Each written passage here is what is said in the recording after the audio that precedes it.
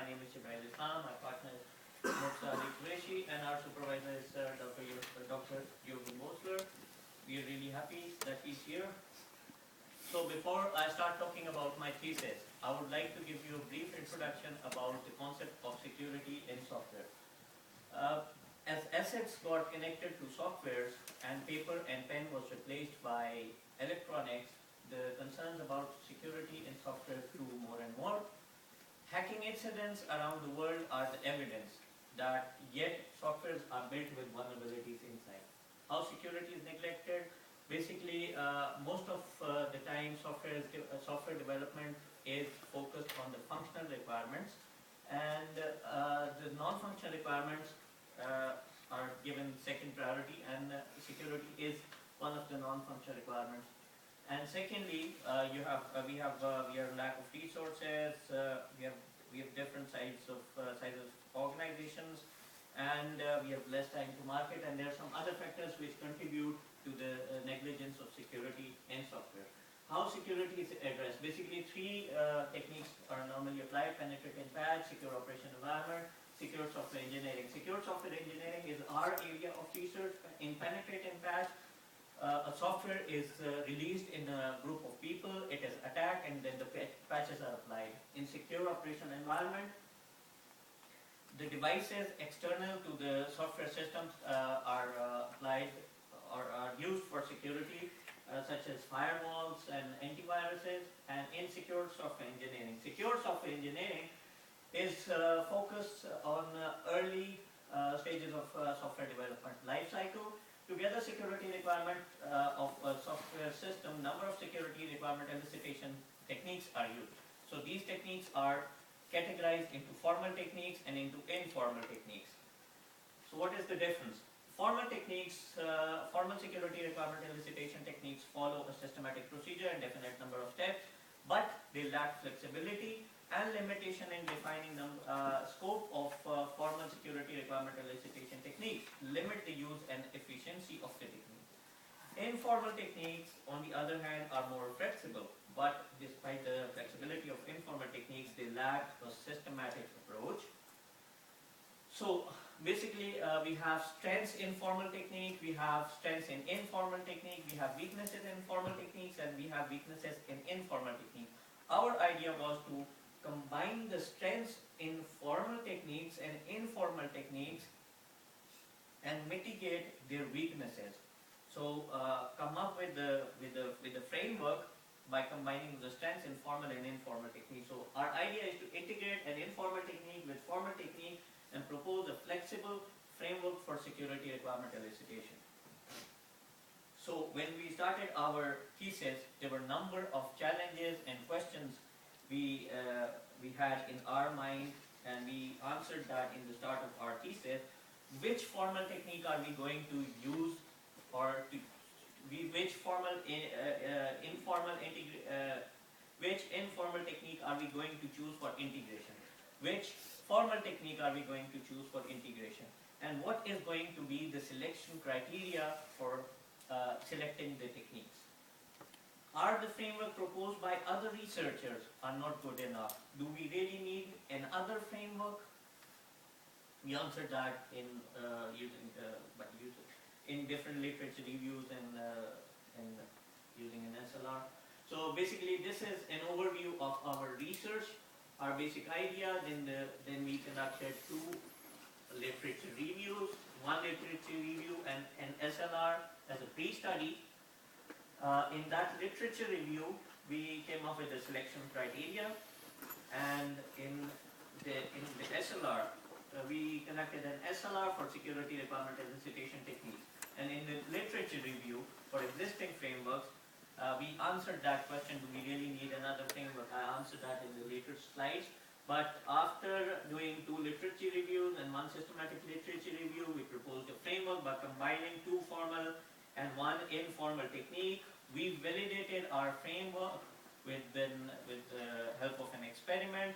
Then we analyzed and interpreted the results of the experiment and answered our research questions. So the pre-study I talked about. We studied different papers. and we came up with selection criteria, and we justified that selection criteria in our thesis document. You can refer to the thesis document for detail. So the technique should be easy to implement, flexible, adaptable, learnable, understandable, scalable, and should have some visual output. SLR for widely used security requirement elicitation techniques. Purpose was to find out widely used security requirement elicitation techniques that satisfy above mentioned criteria. Conclusion: after reviewing and analyzing the formal and informal security requirement elicitation techniques, we selected two widely used formal techniques, CLASP and Secure Tupus, and one informal technique, misuse cases, based on the evaluation criteria. Why did we choose two formal security requirement elicitation techniques? Integrating two widely used techniques can have the benefit of using different styles and meaning of the both methods. Kindly refer to the thesis document. We have mentioned the section number, but I would like to add that when we were we were studying different papers. We saw that most of the researchers graded or rated Secure Tupus and CLASP you can say in equally. So it was we decided to use both of them. So aims and objectives. The main aim of this thesis is to propose a concrete implementable framework for security requirement elicitation. And we have sub-objectives and sub-aims. For example, to evaluate our proposed framework, to study formal and informal techniques for security requirement elicitation. We have 3 research questions.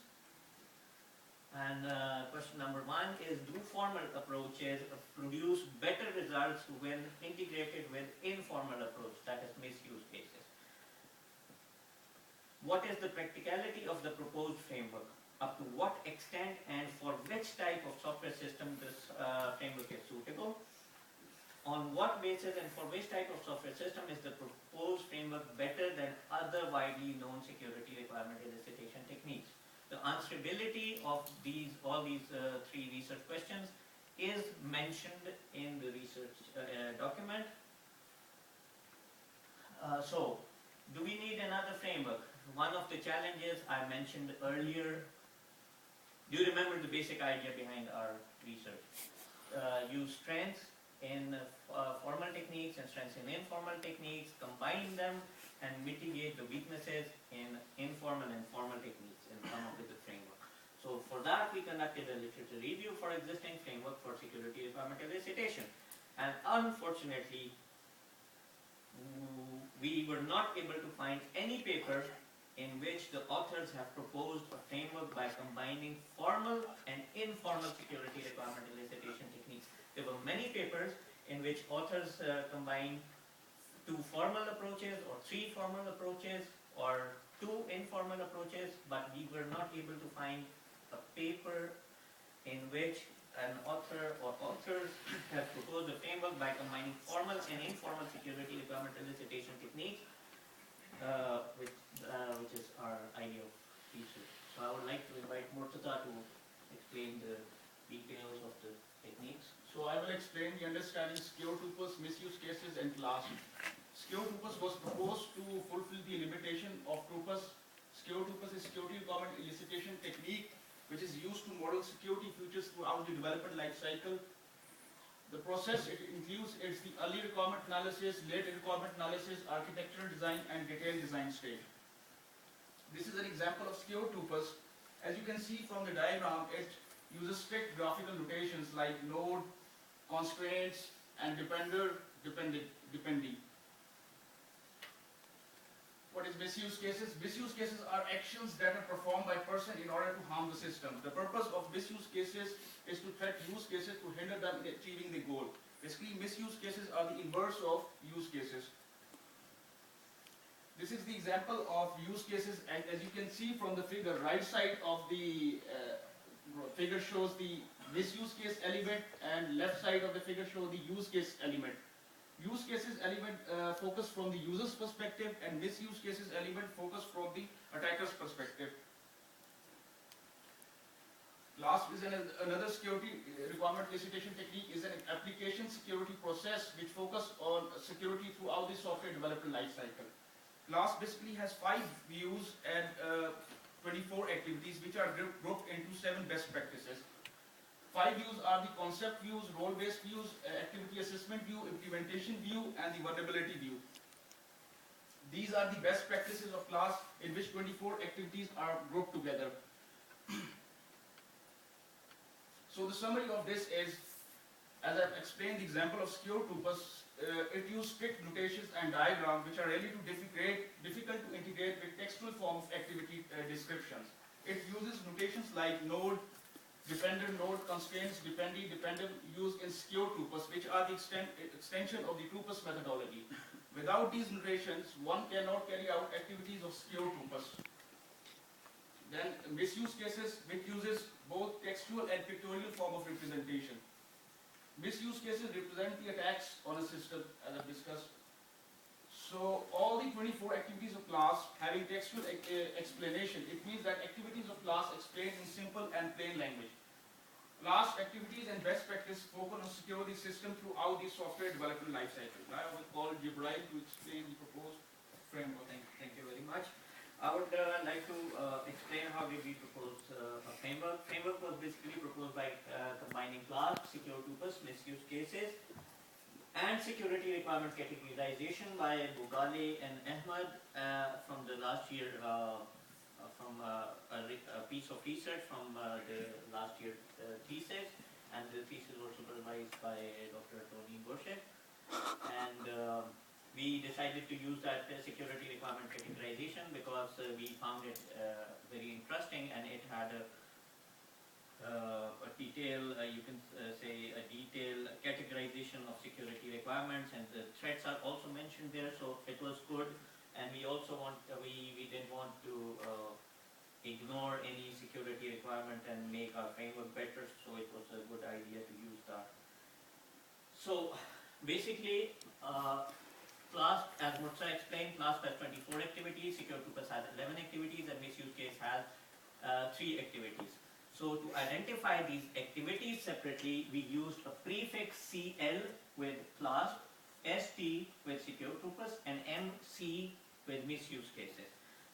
So we ignored the strict graphical notations in secure tupus, and we used the basic idea behind the activities, and we compared that basic idea behind the activities with the activities of class, and we found some similarities. So we looked for the overlapping activities. For example, in CL3 you can see that this third activity of class is specify operation environment, and this fifth activity of secure tupus overlaps with this activity, that is analysis of the system under development within its operation environment, so it overlaps. So we looked for the overlapping activities, and then we selected only those activities from class and secure tupus which were focused on requirement engineering or requirement gathering phase, because many of the activities of secure tupus and class are focused on the other phases of software development life cycle, such as development and testing. So our thesis is focused on security requirement elicitation, so we focused on only those activities which were focused on security requirement elicitation. So these were the activities we selected from class, and these were the overlapping activities of secure tupus. So the activities of 4 activities of secure tupus, ST2, ST3, ST4 and ST8 did not overlap with any of the activities in class. So we used ST2 and we added 3 more fields in misuse case template.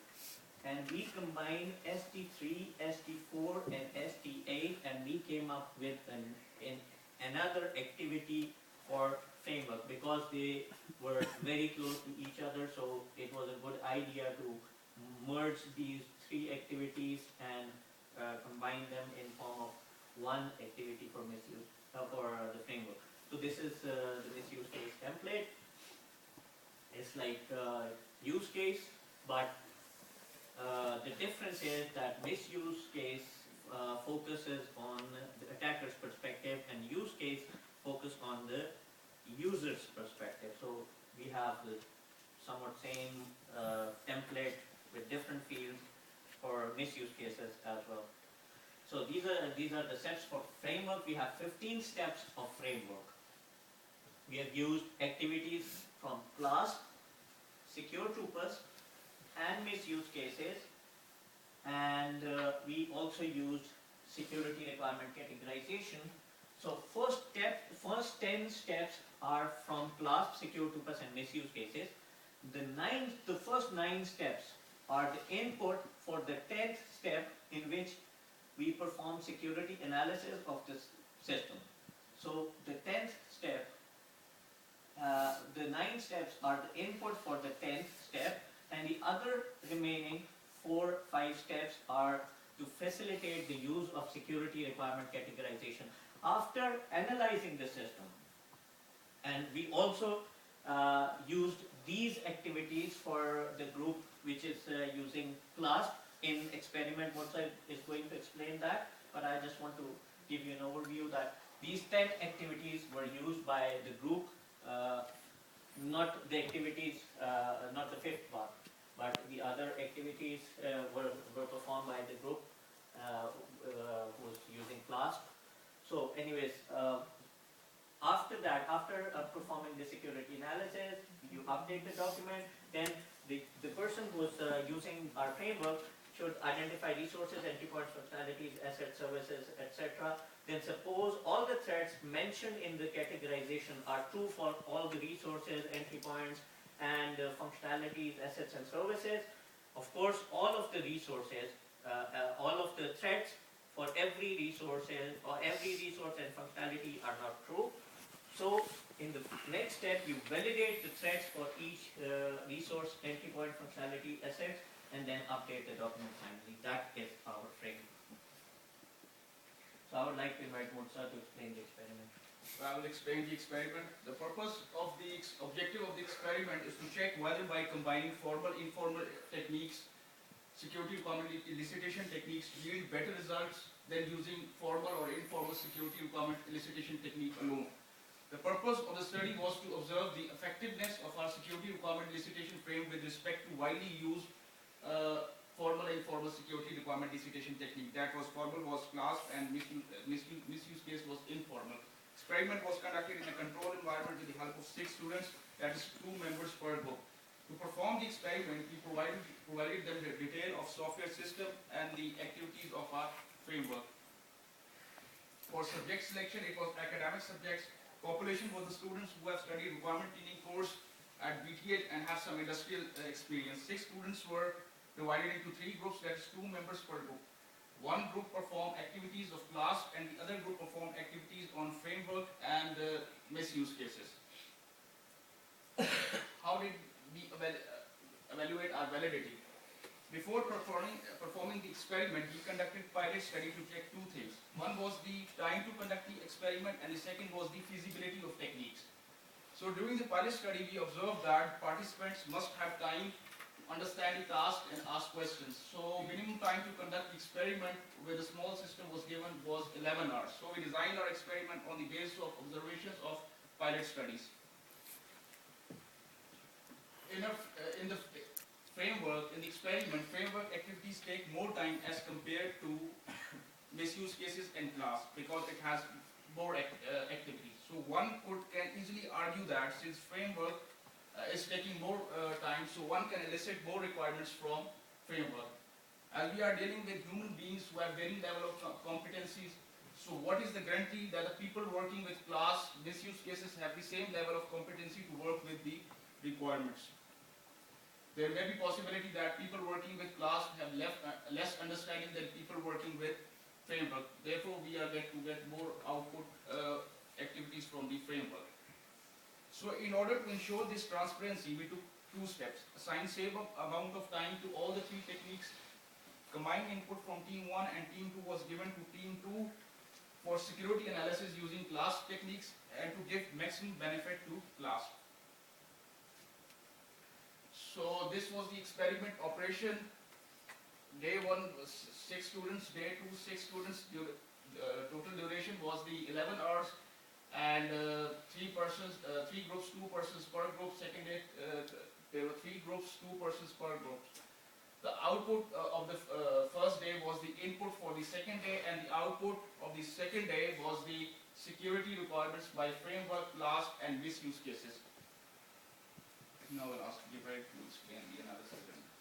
So I would, we analyze the result using vulnerability comparison and system security baseline. We, Murtaza is going to explain the system security baseline and where did we get the system security baseline from. So vulnerability comparison, we selected our system, the system which we used in our experiment from a paper, from literature, and in that paper there were some vulnerabilities already listed. So we decided to use those vulnerabilities. There may be many other vulnerabilities, but we only use those vulnerabilities which were listed in the paper, and we compared those vulnerabilities with our security requirements which we got from misuse cases, class, and framework, and we tried to see that which of the vulnerabilities are mitigated by the security requirements from class, misuse cases, and our framework. So basically, we, after removing the repetition in the security requirements for each technique, we compared vulnerability covered by techniques with already known vulnerabilities of the system. It should be noted that our focus was to elicit security requirements. Our focus was not on finding vulnerabilities, but security requirements. So vulnerabilities and security requirements comparison, 9 vulnerabilities were listed there. So when we compared the security requirements with the vulnerabilities, and we looked for which of the vulnerabilities covered, 5 out of 9 vulnerabilities were covered from the using framework, 3 out of 9 vulnerabilities were covered from class, and 1 vulnerability was covered using misuse cases. So 11% of the total vulnerabilities were covered with help of misuse cases. 33% vulnerabilities were mitigated using class, and our framework mitigated 55% of the vulnerabilities. The security requirement baseline basically comes from the global security policy of the organization, but we searched different papers, and we also looked into one of the activities of class in which the system security baseline was mentioned. So we decided to use the maximum, you can say maximum points like authorization, authentication, confidentiality, and non-repudiation for the security baseline, and then analyze the system. So I will explain the requirement types with respect to system security baseline. As you can see, for authorization, authentication, and confidentiality, framework elicited more number of requirements as compared to misuse cases and class. For accountability and for non-repudiation, framework elicited 1 number of requirements and misuse cases in class 0. For data integrity and availability, class and framework elicited same number of requirements.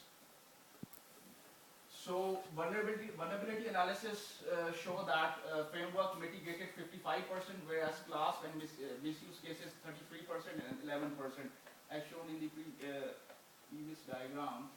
That framework elicited 55% of the total known vulnerabilities, class 33%, and misuse cases 11%. So this is the as you can see, the green line is the framework. For authorization, authentication, and confidentiality, framework elicited more number of requirements, and for accountability and non-repudiation, framework elicited more number of requirements as compared to class, and for data integrity and availability, framework and class elicited same number of requirements. And you can see for misuse case, it elicited 0 number of requirements. So what were the validity effects? Conducting an experiment with small sample space, that is 6 students, may be a question mark to a result. We can suppose that we can get the same result with large sample space, but we cannot sure about this. Results in conclusion mentioned in this document are based on one software system. So we can only make assumptions if it is tested in a larger scale. So although the software system for the experiment was conducted, was selected randomly, still we do not have a large evidence to support our results. So using selected activities from class and secure purpose and combining those with misuse cases added strength to our framework. But we are not sure what technique actually attributed to better results from a framework. At the moment, we can only make suppositions about this threat. Response from industries was not positive because softwares have their own ongoing projects, so therefore it was not possible to engage someone from industry. So to answer the third question, do formal approaches produce better results when integrated with informal approaches as we have discussed through visual analysis, since framework elicited more number of requirements than formal informal technique.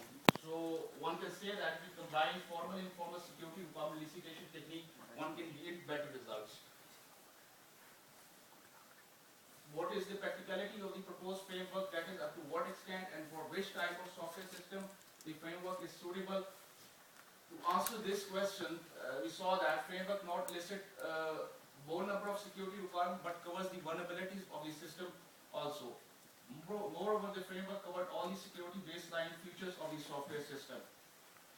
Framework is more practical than class and misuse cases in terms of security requirement elicitation and the vulnerabilities mitigation. Moreover, we gather feedback from students to know the usability of our framework. On what basis and for which type of software system is the proposed framework better than other widely known security requirement elicitation techniques? As framework take into account those perspectives of the software system which are not touched in class and misuse cases. Example, threats related to functionalities and physical integrity of hardware and software.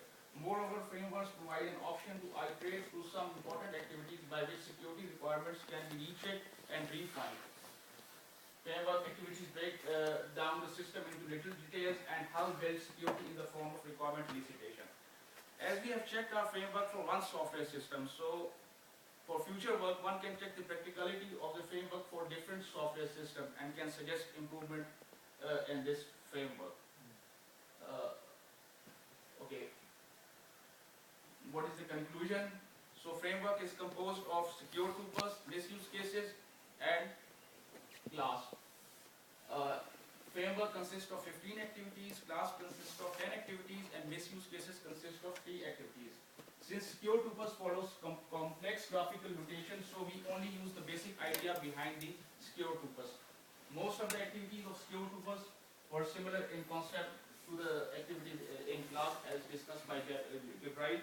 So we overlap the activities of class and secure purpose. Class having textual form of activity description was easy to integrate as compared to secure purpose. So during the research we learned and discovered that there are many security requirement elicitation techniques, but almost none of them are used in industry on large scale. Most of the big brands named like IBM and Cisco have their own customized set of procedures to ensure security in their product. For small organizations, they have not the resources. For big organizations, it's costly to switch to anything new suddenly.